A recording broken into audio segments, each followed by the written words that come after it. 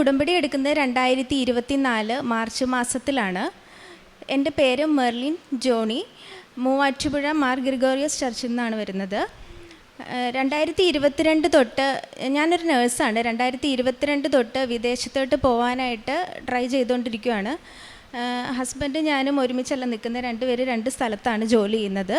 അപ്പോൾ ഒരുമിച്ച് നിൽക്കാൻ വേണ്ടി ഞങ്ങൾ 2022 തൊട്ട് ട്രൈ ചെയ്യുക. 2023 ഓഗസ്റ്റൊക്കെ ആയപ്പോഴത്തേനും ഞാൻ എൻ്റെ ഉള്ള ജോലി നിർത്തി നാട്ടിലോട്ട് പോന്നു.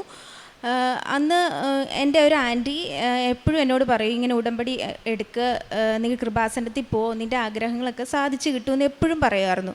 പക്ഷെ ആദ്യമൊന്നും ഞാൻ അതങ്ങനെ മൈൻഡ് ചെയ്തില്ല. 2022 ഞാനൊരു ഏജൻസിയിൽ കൊടുത്തു. പ്രോസസ്സിംഗ് ഒക്കെ ജസ്റ്റ് സ്റ്റാർട്ട് ചെയ്ത് ഇട്ടിട്ടുണ്ടായിരുന്നുള്ളൂ.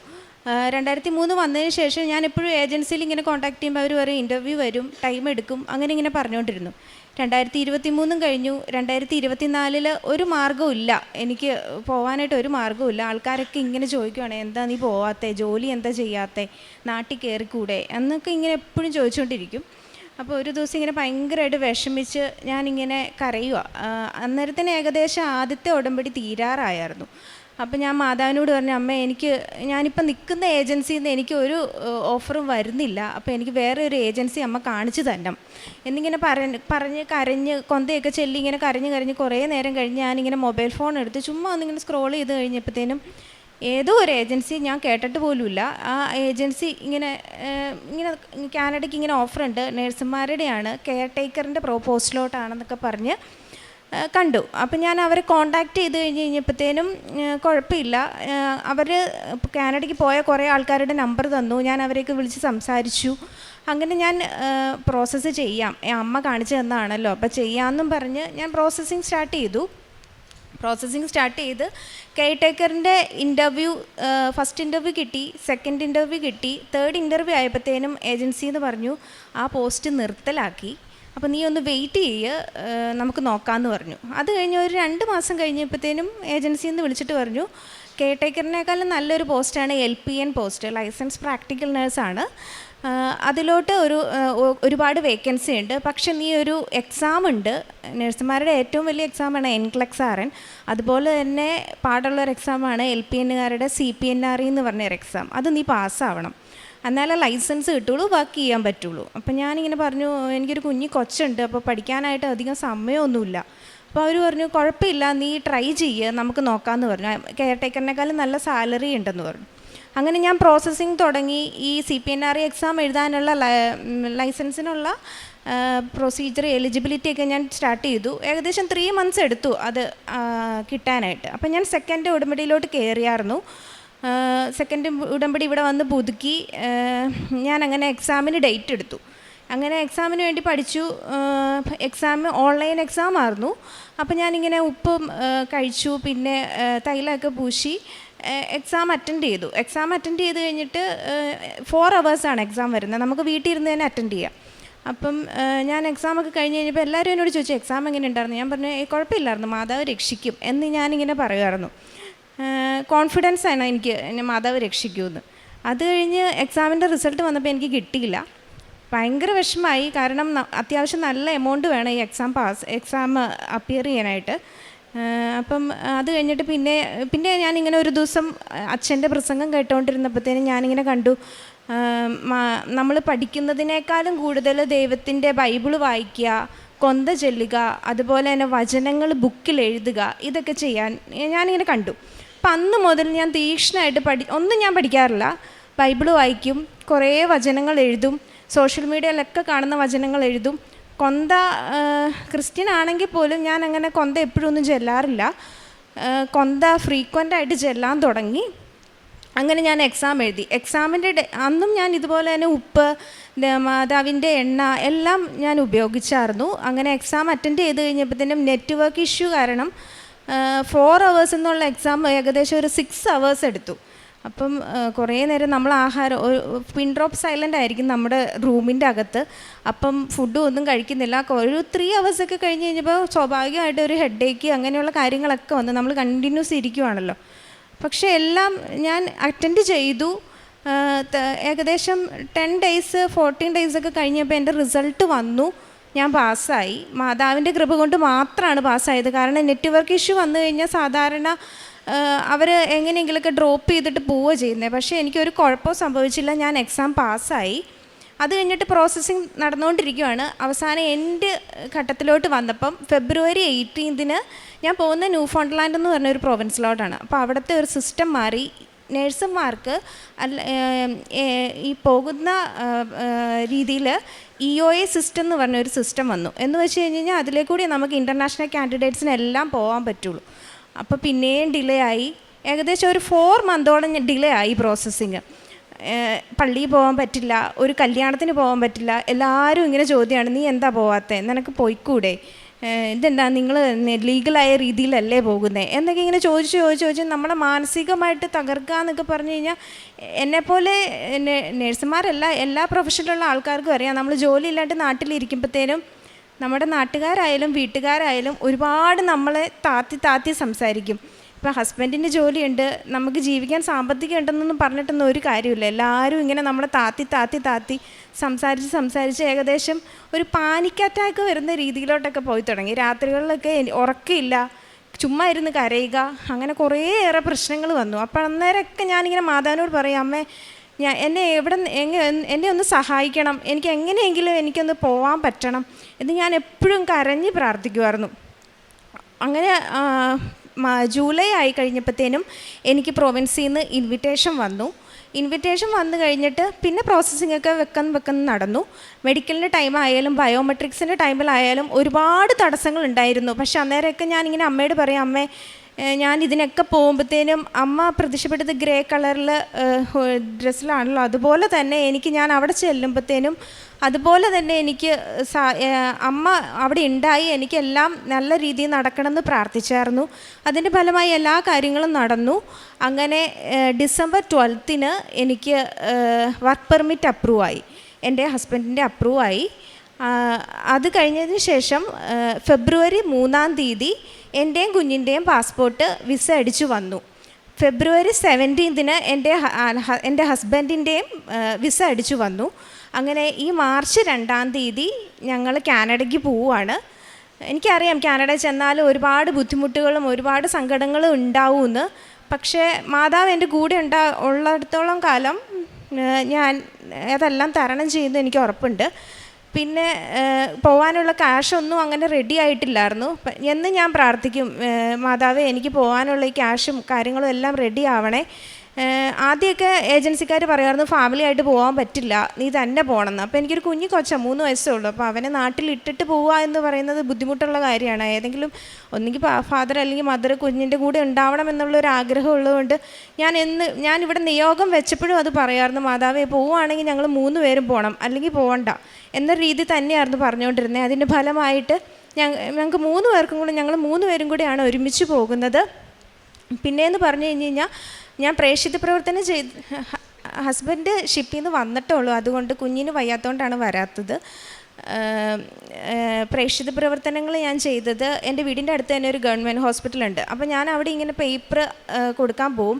അപ്പോൾ ആൾക്കാരൊക്കെ എന്നോട് ചോദിക്കുമായിരുന്നു, നിനക്ക് ഇത്ര പ്രായമല്ലേ ഉള്ളൂ, നിനക്ക് നാണമില്ലേ ഈ പേപ്പറൊക്കെ കൊടുക്കാനായിട്ട്, കുറച്ച് മോഡേണായിട്ട് ചിന്തിച്ചുകൂടെ എന്നൊക്കെ കുറേ പേര് എന്നോട് ചോദിക്കുമായിരുന്നു. അപ്പോൾ ഞാനിങ്ങനെ അവർക്കിങ്ങനെ എൻ്റെ വിശ്വാസം ഞാൻ പറഞ്ഞു കൊടുക്കുമ്പോൾ എൻ്റെ അനുഭവങ്ങൾ ഞാൻ പറഞ്ഞു കൊടുക്കുമായിരുന്നു. അപ്പോൾ അവരൊക്കെ ചിരിച്ചിട്ട് പോകുമായിരുന്നു. അപ്പോൾ ഞാനിങ്ങനെ ഒരു ദിവസം മാതാവിനോട് പള്ളിയിലിരുന്ന് പ്രാർത്ഥിച്ചുകൊണ്ടിരുന്നപ്പോൾ ഞാൻ പറഞ്ഞു, അമ്മേ എനിക്ക് ഈ വിസ വരുവാണെങ്കിൽ എനിക്ക് ഉറപ്പാണ്, അതായത് അമ്മ എൻ്റെ കൂടെ ഉണ്ടായിട്ടല്ലേ എനിക്ക് വിസ വരുന്നത്. കാരണം 2023 തൊട്ട് എനിക്ക് കുറച്ച് ഗ്യാപ്പ് വന്നായിരുന്നു. അങ്ങനെ കുറേയേറെ പ്രശ്നങ്ങൾ ഉണ്ടായിട്ടും ഒരുപാട് പേര് ട്രൈ ചെയ്തില്ല. അതിൻ്റെ അകത്തുനിന്ന് ഒരാളെ എന്നെ സെലക്ട് ചെയ്തല്ലോ, അത് എൻ്റെ കഴിവല്ല, മാതാവിൻ്റെ കഴിവ് തന്നെയാണ്. മാതാവിൻ്റെ ഗ്രേസ് കൊണ്ട് മാത്രമാണ് ഞാൻ അതായത് March 2 ഞാൻ കാനഡയ്ക്ക് പോകുന്നത്. പിന്നെ സോഷ്യൽ മീഡിയയിലൊക്കെ കാണുമ്പോഴത്തേനും ഇങ്ങനെ പാവപ്പെട്ടവരെ ഹെൽപ്പ് ചെയ്യുക, അല്ലെങ്കിൽ ഹോസ്പിറ്റലിൽ ചെന്ന് ചിലവരൊക്കെ നമ്മളോട് ചോദിക്കും മെഡിസിൻ വാങ്ങിച്ചു തരാമോ, ഫുഡ് വാങ്ങിച്ചു തരാമോ, അങ്ങനെയുള്ളവർക്ക് ഫുഡും കൊടുക്കും, എന്നെക്കൊണ്ട് കഴിയുന്ന രീതിയിൽ പൈസ കൊടുക്കും, അല്ലെങ്കിൽ മെഡിസിൻ വാങ്ങിച്ചു കൊടുക്കും. വീട്ടിൽ തന്നെ കുഞ്ഞ് അംഗൻവാടി പോകുന്നുണ്ട്, അവനെ നഴ്സറി വിട്ടതിന് ശേഷം ഞാൻ വീട്ടിൽ വന്ന് പൊതിച്ചോറ് കെട്ടി ഗവൺമെൻറ് ഹോസ്പിറ്റലിൽ കൊണ്ടുപോയി കൊടുക്കുമായിരുന്നു. അപ്പോൾ കഴിഞ്ഞ ആഴ്ച ഞാനിങ്ങനെ ചോറ് കൊടുക്കാൻ പോയപ്പോഴത്തേനും ഒരു ആ ചേച്ചി ചോദിച്ചു, ഇത് എന്തിൻ്റെ നേർച്ചയാണ്? അപ്പോൾ ഞാൻ പറഞ്ഞു, ഞാനിങ്ങനെ നേർച്ചയാണ് കൃപാസനമാണോ എന്ന് അവർ ചോദിച്ചു.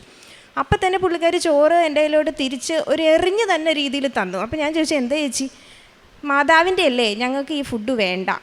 അപ്പം ഞാൻ ചോദിച്ചു, അതെന്താണ് മാതാവിൻ്റെ ഫുഡ്, എന്താ പ്രശ്നം? ഞങ്ങൾക്ക് വിശ്വാസമില്ല, നിങ്ങളും വിശ്വസിക്കില്ല എന്നൊക്കെ പറയുമായിരുന്നു. അപ്പം ഞാനിങ്ങനെ എന്നെക്കൊണ്ട് കഴിയുന്ന രീതിയിൽ ഞാൻ അവരെ പറഞ്ഞ് മനസ്സിലാക്കുമായിരുന്നു. പക്ഷേ ആ പുള്ളിക്കാരി അത് എഗ്രി ചെയ്യുന്നില്ല. എന്നാലും എനിക്ക് ഉറപ്പുണ്ട് എന്തെങ്കിലും പുള്ളിക്കാരി ഈ കൃപാസന നടയിൽ വരും, പുള്ളിക്കാരി ഇതുപോലെ സാക്ഷ്യം പറയുന്നുണ്ടാകും.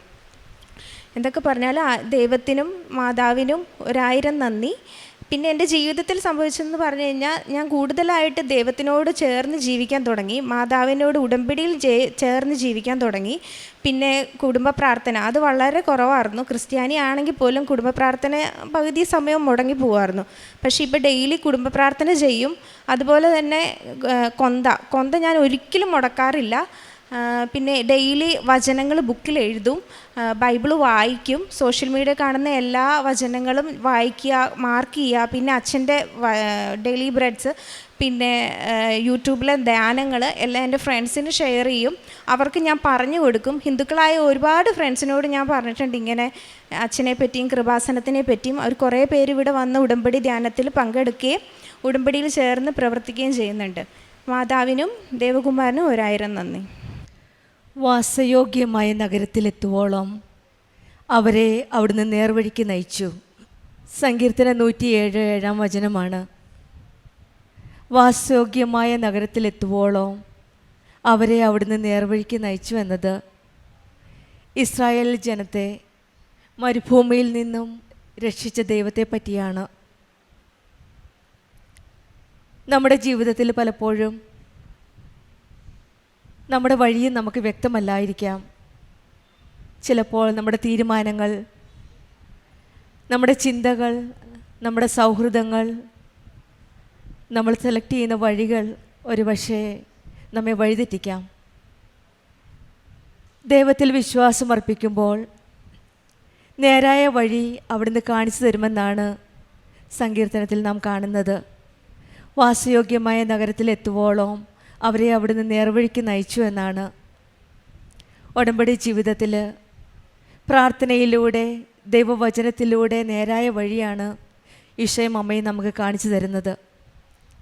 വാസയോഗ്യമായ ഒരു നഗരം, ഒരുപക്ഷെ ഇന്നത്തെ ആ നഗരം നമ്മുടെ ഉടമ്പടി ജീവിതമാണ്.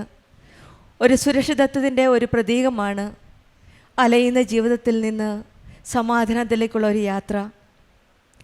പരിശുദ്ധ അമ്മയും ഈശോയും നമ്മുടെ കരം പിടിച്ച് ജോലി അന്വേഷിക്കുന്നവർക്ക് സ്ഥിരതയുള്ളൊരു ജോലി, കുടുംബ പ്രശ്നങ്ങളിൽ അലയുന്നവർക്ക് സമാധാനം, സാമ്പത്തികമായി സമ്മർദ്ദത്തിൽപ്പെടുന്നവർക്ക് ഒരാശ്വാസം, ഇതൊക്കെയാണ് പരിശുദ്ധമ്മ പ്രത്യക്ഷപ്പെട്ട ഈ ആലയത്തിൽ വന്ന് കണ്ണുനീരോടെ കരയുന്നവരുടെ വേദന കേൾക്കുന്ന ഈശോ എല്ലാം വാസയോഗ്യമായ നഗരത്തിലേക്കാണ് നമ്മെ കൈപിടിച്ച് നയിക്കുന്നത്. നമ്മുടെ ജീവിതത്തിൽ ദൈവമാണ് നമ്മുടെ യാത്രക്കാരൻ, കൂടെയുള്ള യാത്രി. ലക്ഷ്യസ്ഥാനത്ത് എത്തിക്കാൻ വിശ്വാസം കൈവിടാതെ പ്രാർത്ഥിക്കാനാണ് ഈശോയും അമ്മയും നമ്മെ ഓരോരുത്തരെയും വിളിക്കുന്നത്.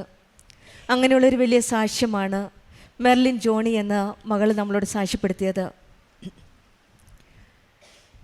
ഹസ്ബൻഡും മക്കളും കുടുംബവുമായിട്ട് ഒന്നിച്ച് ജീവിക്കാനായിട്ടാണ് ആഗ്രഹിച്ചത്. ഹസ്ബൻഡ് ജോലി ചെയ്യുന്ന ഒരു സ്ഥലത്താണ്. അമ്മയോട് ഒരു വഴി കാണിച്ചു തരണമേ എന്നാണ് പ്രാർത്ഥിച്ചത്. ഒരുപക്ഷെ വാസയോഗ്യമായ ഒരു നഗരത്തിനായിട്ട് പ്രാർത്ഥിച്ചപ്പോഴെല്ലാം ഓരോരോ വഴികളാണ് തുറന്നു കൊടുത്തത്. ആദ്യം ഇങ്ങനെ പ്രാർത്ഥിച്ചുകൊണ്ടിരുന്നപ്പോഴാണ് മൊബൈലിൽ കാണുവാൻ ഒരു ഏജൻസിയുടെ പേര് കാണുവാനും അത് ഈശോയുടെ മമ്മിയുടെ ഒരു ഇടപെടലായിട്ടാണ് ഈ മാൾ കണക്കാക്കുന്നത്. പിന്നീട് കാനഡയ്ക്കുള്ള പ്രോസസ്സിങ് സ്റ്റാർട്ട് ചെയ്തപ്പോൾ ഓരോ പ്രാവശ്യവും ഓരോ പ്രോസസ്സിങ്ങിലും വളരെ ഏറെ തടസ്സങ്ങളാണ് ഈ മകൾ നേരിടേണ്ടി വന്നത്. പോസ്റ്റ് ഇട്ടത് അപ്ലൈഡ് ഫോർ ജോബ് പുതിയതായിട്ട് കെയർ ടേക്കറായിട്ടാണ്. പക്ഷെങ്കിൽ ഈ മോൾ പോസ്റ്റ് ഇട്ടപ്പോൾ ആ പോസ്റ്റോടെ നിർത്തിപ്പോയി. പിന്നീട് ഒരു ബെറ്റർ പോസ്റ്റിനായിട്ടാണ് LPN വന്നത്. പിന്നെ അതിനു വേണ്ടി ട്രൈ ചെയ്തു. അത് പാസ്സാകാനായിട്ട് സാധിച്ചില്ല. ആദ്യത്തെ അറ്റംപ്റ്റിൽ ഫെയിലായി. പിന്നീടാണ് ഈ മകൾ വിചാരിച്ചു എന്തായിരിക്കാം ഫെയിലാവാൻ കാരണം. അച്ഛൻ്റെ ടോക്ക് കേട്ടു. കൂടുതൽ തീഷ്ണതയോടെ ഉടമ്പടി ജീവിതവും പ്രാർത്ഥനയുമായി മുന്നോട്ട് പോയി. പിന്നീട് ആ പരീക്ഷ പാസ്സായി കഴിഞ്ഞപ്പോഴാണ് അടുത്ത ചേഞ്ച്, സിസ്റ്റം ചേഞ്ച്, ROE പുതിയ നിയമം വന്നു. പിന്നീട് വീണ്ടും ഈ മകൾക്ക് പിന്നീട് ഒരു ബ്ലോക്കാണ്. തീരുമാനത്തിനനുസരിച്ച് പോകുവാൻ സാധിക്കാത്ത ഒരു നിമിഷം. ആ നിമിഷങ്ങളിലൊക്കെ ഈ മകൾ വിശ്വാസം കൈവിടാതെ ഈശോയുടെ അമ്മയോട് ചേർന്ന് നിന്ന് കൂടുതൽ തീഷ്ണതയോടെ പ്രാർത്ഥിക്കുന്നതായിട്ടാണ് ഈ മകൾ നമ്മളോട് സാക്ഷ്യപ്പെടുത്തിയത്. പിന്നീട് വന്ന ബയോമെട്രിക്കൽ എക്സാമും മെഡിക്കൽ എക്സാമും വളരെ ബുദ്ധിമുട്ടായിരുന്നു. എങ്കിലും ഉടമ്പടിയിലാണല്ലോ ഈശോ അമ്മയും കൂടെ ഉണ്ടല്ലോ എന്നുള്ള വിശ്വാസത്തോടെ ഈ മകൾ വീണ്ടും പുതിയ വഴികൾ ഈശോ തുറന്നു കൊടുക്കുമ്പോൾ ആ വഴിയിലൂടെ സഞ്ചരിക്കാനുള്ള ശക്തിയും ധൈര്യവുമാണ് ഈ മകൾക്ക് ഉടമ്പടിയിൽ കൂടെ ലഭിച്ചത്. പിന്നീട് പെട്ടെന്നായിരുന്നു എല്ലാം. ഡിസംബർ 12 വർക്ക് പെർമിറ്റ് പെട്ടെന്ന് കിട്ടുകയും ചെയ്തു. ഫെബ്രുവരി 3 കുഞ്ഞിനുള്ള പാസ്പോർട്ട് വിസ കിട്ടി. ഫെബ്രുവരി 17 ഹസ്ബൻഡിനുള്ള വിസയും ലഭിച്ചു. ഈ 3 പേർക്കുമുള്ള എല്ലാ കാര്യങ്ങളും ഈശോയും അമ്മയും പെട്ടെന്നാണ് നടത്തി കൊടുത്തത്.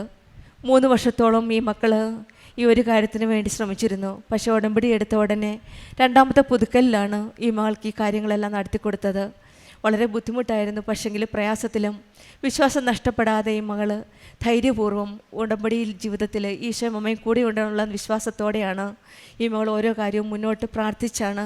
ഉടമ്പടി വസ്തുക്കളായ ഉടമ്പടി തൈലവും ഉപ്പും ഒക്കെ ഉപയോഗിച്ചാണ് ഇൻ്റർവ്യൂവിന് പോയപ്പോഴും ഓരോ കാര്യത്തിനും മുന്നോട്ട് പോയപ്പോഴും നല്ലതുപോലെ വിശ്വസ്തയോടെ വിശ്വാസത്തോടെ പ്രാർത്ഥിച്ചപ്പോഴാണ് ഈ മകൾക്ക് ഒരു നല്ല ഒരു വഴി തുറന്നു കൊടുത്തത്. അതുതന്നെയാണ് വാസയോഗ്യമായ നഗരത്തിലെത്തുവോളം അവരെ അവിടെ നിന്ന് നേർവഴിക്ക് നയിച്ചു എന്ന് പറഞ്ഞത്. ഇവർക്ക് വാസയോഗ്യമായ സ്ഥലമാണിപ്പോൾ കാനഡയിൽ. കുടുംബമായിട്ട് ഇവർ മാർച്ച് 2 പോവുകയാണ്. അത് ഈശോയും അമ്മയും കനിഞ്ഞു നൽകിയ ഒരു അനുഗ്രഹമായിട്ടാണ് ഇവർ കണക്കാക്കുന്നത്. കാരണം മെറിറ്റിൽ അല്ല വിശ്വസിക്കുന്നത്, ദൈവത്തിൻ്റെ കൃപയിലാണ്. Not by merit but by grace ആണ്. ഈശോയും അമ്മയെ വിശ്വസിക്കുമ്പോൾ നമുക്ക് വാസയോഗ്യമായ നഗരത്തിലേക്ക് ഈശോയും അമ്മയും നമുക്കുള്ള വഴി തുറന്നു തരും.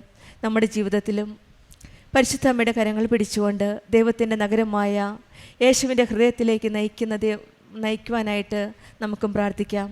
നമ്മുടെ ജീവിതം ഒരു യാത്രയാണ്.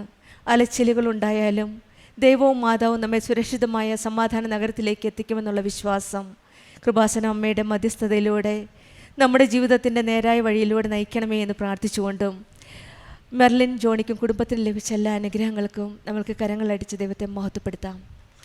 യേശുവേ നന്ദി, യേശുവേ സ്തുതി, ആവേ മരിയ. അത്യപൂർവ ദൈവാനുഭവങ്ങൾ ഇനി നിങ്ങൾക്കും സ്വന്തം. ഈ യൂട്യൂബ് ചാനൽ ഇതുവരെ സബ്സ്ക്രൈബ് ചെയ്തിട്ടില്ലെങ്കിൽ ഇപ്പോൾ തന്നെ സബ്സ്ക്രൈബ് ചെയ്യുക. ഈ വീഡിയോ ഇപ്പോൾ തന്നെ നിങ്ങളുടെ സുഹൃത്തുക്കൾക്ക് ഷെയർ ചെയ്തുകൊണ്ട് കർത്താവിൻ്റെ പ്രേക്ഷിതരാകുക.